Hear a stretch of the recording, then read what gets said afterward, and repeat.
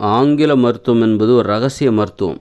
ஆங்கில மருத்துவங்கிறது ஒரு ரகசிய மருத்துவம். எப்படின்னா, அதில் என்ன மருந்து இருக்குது, என்ன சேர்த்துருக்காங்க அப்படிங்கிறது அந்த மருத்துவருக்கே கூட தெரியாமல் இருக்கும். அந்த இந்த மருந்தை கொடுத்தா இந்த நோய் குணமாகும் அப்படின்னு சொல்லிட்டு அந்த மருத்துவருக்கு ஒரு வேளை தெரிஞ்சிருக்குமோ தெரியாதோன்னு தெரியல. மருத்துவருக்கும் தெரியாது, நோயாளிக்கும் தெரியாது. இந்த இந்த மருந்தை கொடுத்தா இந்த நோய் குணமாகும் அப்படின்னு சொல்லிட்டு ஒருவேளை மருத்துவருக்கு தெரிஞ்சிருக்கலாம். ஆனால் அந்த நோயாளிக்கு தெரியாது. மருத்துவருக்கு தெரியுமா தெரியாதாங்கிறது கூட நமக்கு தெரிய மாட்டேங்குது பாருங்கள். அந்த அளவுக்கு இந்த மருந்துக்கு பார்த்திங்க, மருந்தை தயாரிக்கிறவங்க ஒருத்தங்க, அந்த மருந்தை கொடுக்குறவங்க ஒருத்தங்க, மருந்தை தயாரிக்கிற வேலையை யாரோ ஒருத்தர் செய்வாங்க. அந்த மருந்தை கொடுக்குற வேலையை இந்த மருந்தை சாப்பிடுங்கன்னு சொல்லி இந்த மருத்துவர் சொல்லுவார். ஆனால் அந்த மருந்து எப்படி தயாரிக்கிறாங்க, யார் தயாரிக்கிறாங்க, எதெல்லாம் அதில் சேர்த்துருக்காங்க அப்படிங்கிறது இந்த மருத்துவருக்கு தெரியாது. அந்த நோயாளிக்கும் தெரியாது. இந்த மருத்துவர் நமக்காக கொடுக்கப்படுகிற அந்த மருந்தில் என்ன கலந்துருக்கு, என்ன அது எப்படி வேலை செய்யுது அப்படின்னு தெரிஞ்சுக்க நினச்சா கூட அதுக்கு வாய்ப்பு கிடையாது. ஒரு நோயாளி டாக்டர்கிட்ட கேட்க முடியுமா?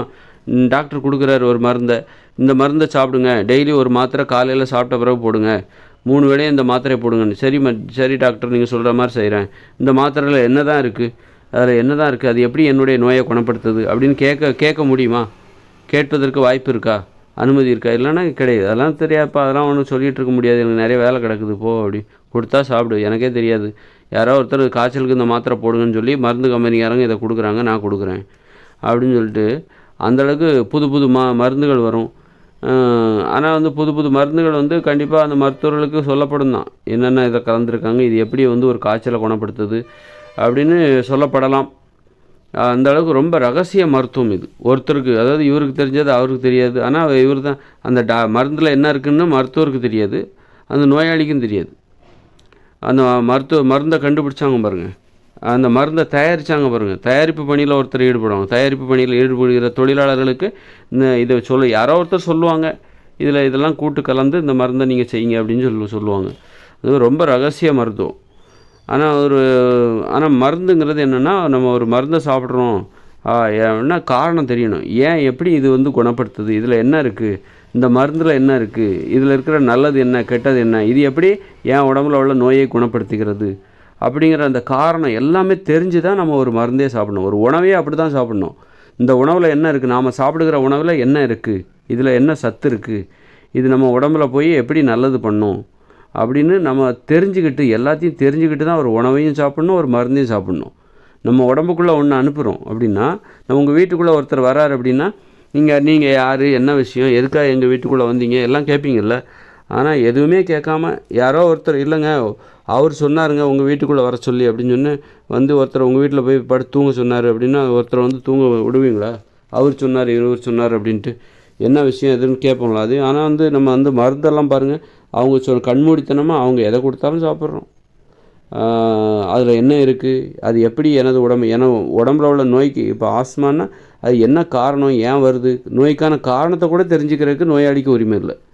உடம்புல என்ன நோய் இருக்குது, இந்த நோய் எப்படி வருது, ஏன் வருது, என்ன காரணங்கள்னால இந்த நோய்கள்லாம் வருது, இதை எப்படி குணப்படுத்த முடியும், இப்படி போதுமான விளக்கங்களை பெறுவதற்கு கூட அந்த நோயாளிகளுக்கு அனுமதி இல்லை அல்லது வாய்ப்பு இல்லை. அந்த அளவுக்கு ஒரு ரகசிய மருத்துவம் தான் இந்த ஆங்கில மருத்துவம். பொதுவாக வியாபார மருத்துவம் அப்படி தான். ஆங்கில மருத்துவம் மட்டுமே கிடையாது. எந்த ஒரு யுனானி மருந்தாக இருந்தாலும் சரி, நாட்டு மருத்துவமாக இருந்தாலும் சரி, நம்ம ஒரு அதே தொழிலாக செய்கிறாங்க பாருங்கள், அவங்ககிட்ட போய் அதில் என்ன இருக்குதுன்னு நம்ம கேட்கவே முடியாது. அதில் என்ன இருக்குது, அந்த மருந்தில் என்ன இருக்குதுன்னு சொல்லி ஒரு நாட்டு மருத்துவமாக ஒரு லேகியத்தில் ஒரு நோய்க்கு ஒரு லேகியத்தை கொடுக்குறாரு நாட்டு மருத்துவர். அந்த லேகியத்தில் என்ன இருக்குன்னு அவர் சொல்லவும் மாட்டார். ரகசியம் அது. அதில் என்ன இருக்குன்னே சொல்ல மாட்டார். ஆனால் அதுதான் நம்ம திங்கணும், இதை நீங்கள் சாப்பிட்ணும், நான் சொன்னால் நீங்கள் சாப்பிட்ணும். ஒரு சர்வாதிகார மனப்பான்மை. அதில் என்ன இருக்குது அப்படின்னு அவர் சொல்லவே மாட்டார், ரகசியமாக வச்சுருப்பார். செஞ்சுட்டா நாமளும் அதே மாதிரி மருந்தை செஞ்சுருவோம் அப்படின்னு சொல்லிட்டு அதை ரகசியமாக வச்சு அதில் என்ன கலந்துருக்கு, என்னென்னலாம் கலந்துருக்கு, எப்படி தயாரிக்கணும், இது எப்படி அந்த உடம்பை குணப்படுத்துது, அந்த நோய்க்கு என்ன காரணம், எப்படி இந்த மருந்து இந்த நோயை குணப்படுத்தும், எதுவுமே சொல்ல மாட்டாங்க. இந்த வியாபாரிகள் ரகசியமாக வச்சுருப்பாங்க. மக்களை எப்போவுமே முட்டாளவே வச்சுருப்பாங்க, தெரிஞ்சிக்கக்கூடாது. ரகசியம் மக்கள்கிட்ட ஒரு இடைவெளியை கடைபிடிப்பாங்க. ஏன் எதுக்குன்னு ஒரு மருந்துக்கு இந்த மருந்து எப்படி குணப்படுத்துது அப்படின்னு எதையுமே சொல்ல மாட்டாங்க இந்த வியாபார மருத்துவம். அதனால தான் மருத்துவம் என்பது மக்கள் மருத்துவமாக இருக்க வேண்டும். மக்கள் ஒவ்வொருவரும் மருத்துவர்களாக இருக்கணும். அதனால் இந்த வியாபாரிகளை நம்ம நம்பவே கூடாது. அவங்க எப்படி நம்மளை நம்ப மாட்டாங்க, அது மாதிரி நம்மளும் அவங்கள நம்பக்கூடாது. அவங்க என்ன வேணாலும் பண்ணுவாங்க. அப்படி தான் வந்து இப்போ பார்த்திங்கன்னா, இப்போ ஆங்கில மருத்துவம்லாம் பாருங்கள், நம்ம நோயை குணப்படுத்த முடியும். ஆனால் அவங்க என்ன பண்ணுவோம், குணமாக விடாமல் அவங்க நோய் இருக்கிற வரைக்கும் தான் அவங்க வியாபாரம் நடக்கும். அதனால் என்ன பண்ணுறாங்கன்னா, மருந்துகளை தயாரிக்கும் போதே குணமாயிடக்கூடாது, ஆனால் கட்டுப்பாடாக கொஞ்சம் குறையணும். இன்றைக்கி மருந்து போட்டால் இன்றைக்கி வாழ்க்கை ஓடணும், நாளைக்கு வாழ்க்கை ஓடணுன்னா இன்னொரு மாத்திரை போடணும், ஒவ்வொரு நாளைக்கும் ஒவ்வொரு மாத்திரை. ஆனால் அவங்க நோய் வந்து குணமாகவே கூடாது. இந்த மாத்திரைக்கு அவங்க அடிமையாகணும், இந்த மருந்துகளுக்கு அவங்க அடிமையாகணும். அப்போ தான் வியாபாரம் ஆகும். குணப்படுத்துறதுக்கு மருந்துகள்லாம் இருக்குது, ஆனால் அதை அவங்க கொடுக்க மாட்டாங்க. இப்போ கொரோனா வருது, அது கைமீறி போச்சு, அதை கட்டுப்பாட்டுக்குள்ளே வச்சுக்க முடியாது, வந்தால் செத்துருவாங்க. அப்படிங்கும்போது அதுக்கு ஒரு தடுப்பூசியை டக்குன்னு 6 மாதத்தில் கண்டுபிடிச்சிட்டாங்க. ஒரு ஆளை வந்து ஒரு 10 நாளில் சாகடிக்கிற அந்த கொரோனா நோய்க்கு உடனே மருந்தை கண்டுபிடிச்சிட்டாங்க, ஒரு தடுப்பு மருந்தை கண்டுபிடிச்சிட்டாங்க. ஆனால் வந்து ஒரு சுகர் வந்துட்டால் ஒரு சாகிறதுக்கெலாம் அவ்வளோ சுகர் வந்தவங்க செத்து போகிறதுக்கு ஒரு 40 வருஷமாச்சும் ஆகும். அதுக்கு ஒரு மருந்தை இவங்களால் கண்டுபிடிக்க முடியல. இதில் நம்புகிற மாதிரியா இருக்குது? ஒரு சுகர் வந்தால் அவங்க வந்த உடனே சாகிறதில்ல. நான் எப்படியும் ஒரு 20-30 வருஷம் 40 வருஷம் இழுத்துட்டு தான் செத்து போவாங்க. சுகரோ அல்லது ஆஸ்மாவோ வந்துச்சுன்னா, ஆஸ்மா வீசிங் ஏதாவது வந்துச்சுன்னா அதுக்கு ஒரு ரொம்ப நாள் கழித்து தான் சாவாங்க, புற்றுநோய் வந்தால் கூட. ஆனால் அதுக்கு மருந்து கண்டுபிடிக்க முடியலையாம். ஆனால் ஒரு கொரோனா வந்தது 10 நாள்லேயே செத்து போயிடுவாங்க. கொரோனா வந்துச்சுன்னா ஒரு 10-15 நாளில் அவங்க செத்து போயிடுவாங்க. ஆனால் அதுக்கு ஒரு 6 மாதத்துலேயே மருந்து கண்டுபிடிச்சிட்டாங்க. அதுவே கொரோனா வந்ததுன்னா ஒரு ஆள் வந்து கண்டிப்பாக 20 வருஷம் கழித்து தான் சாவார் அப்படின்னா, இவங்க என்றைக்குமே தடுப்பூசிலாம் கண்டுபிடிக்க மாட்டாங்க. ஒரு கொரோனா வந்துருச்சு, ஒருத்தரை கொரோனா நோய் தொற்று தாக்கி விட்டதுன்னா கண்டிப்பாக அவர் வந்து ஒரு 40 வருஷமாவது உயிரோடு இருப்பார். ஆனால் அவருக்கு டெய்லி தொந்தரவு இருக்கும், மூச்சு திணறலாம் வரும், உடனே எல்லாம் சாக மாட்டாங்க அப்படின்னு மட்டும் இருந்துச்சுன்னு வச்சுக்கோங்களேன். அந்த கொரோனா நோய்க்கு குணப்படுத்துறதுக்கு ஒரு தடுப்பூசியெல்லாம் அவங்க கண்டே பிடிக்க மாட்டாங்க. நல்லா வியாபாரம் பண்ணலாம்.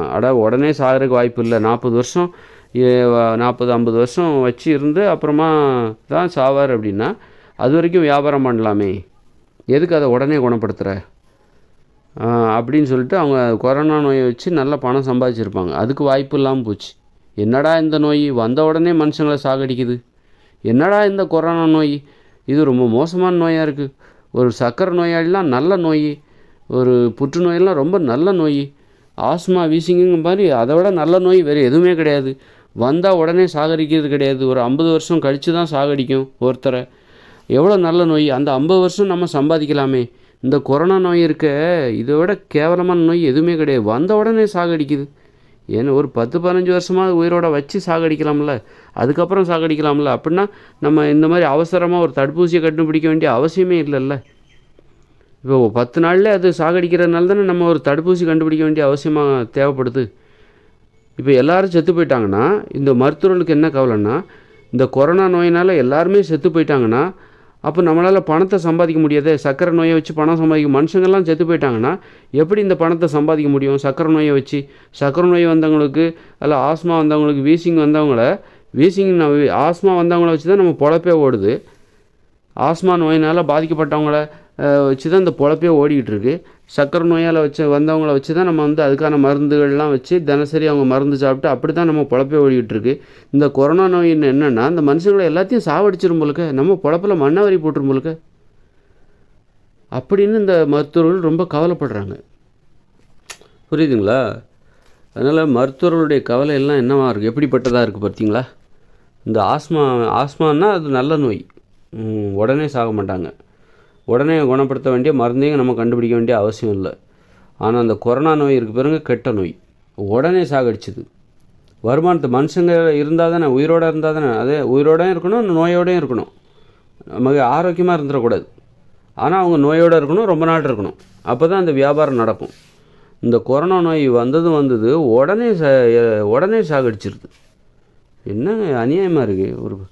ஒரு 20 வருஷம் கழித்து கொரோனான்னு ஒரு நோய், சுகர் மாதிரி ஒரு நோய், கொரோனாங்க எனக்கு கொரோனா அப்படின்னு ஒரு நோய், அது ஒரு 10-30 வருஷம் கழித்து தான் ஒருத்தருக்கு ரொம்ப கட்டுப்பாடாக இருந்தால் ஒரு 40 வருஷம் இருக்கலாம், அப்படி அந்த மாதிரி இருக்கணும். அதுதான் நல்ல நோய். அப்போ நல்ல வியாபாரம் பார்க்கலாம், ஒரு 40 வருஷத்துக்கு வியாபாரம் பார்க்கலாம். இதுனா ஒரு தடுப்பூசியை மட்டும்தான் சம்பாதிக்க முடியுது. ஒரு தடுப்பூசி போட்டால் அந்த நோய் குணமாயிடுது, அந்த நோய் வர மாட்டேங்குது. அப்போ தடுப்பூசியில் மட்டும் ஒரு தடவை தான் காசு கிடைக்குது.